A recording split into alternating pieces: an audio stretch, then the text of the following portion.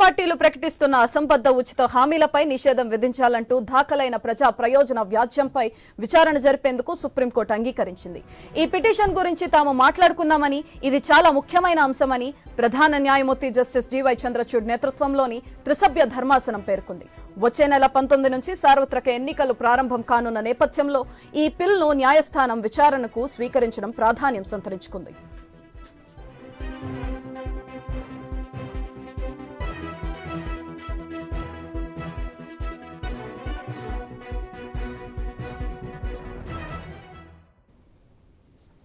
ఈ పిల్లో న్యాయవాది అశ్విని ఉపాధ్యాయ్ రాజకీయ లబ్ధి పొందేందుకు ప్రకటించే ఉచిత హామీలపై నిషేధం విధించాలని కోరారు.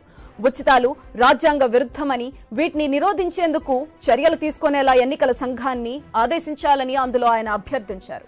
అసంబద్ధ హామీలు ప్రజాస్వామ్య మనుగడకు ముప్పు అని, రాజ్యాంగ స్ఫూర్తికి విఘాతమని పేర్కొన్నారు.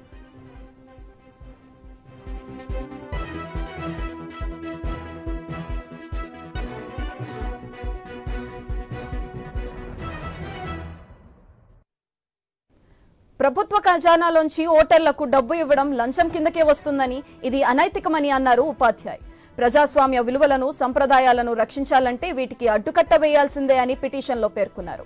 ఉచిత హామీలు ప్రకటించే పార్టీల గుర్తులు, రిజిస్ట్రేషన్ను రద్దు చేసే అధికారాన్ని ఎన్నికల సంఘానికి కట్టుబెట్టాలని కోరారు.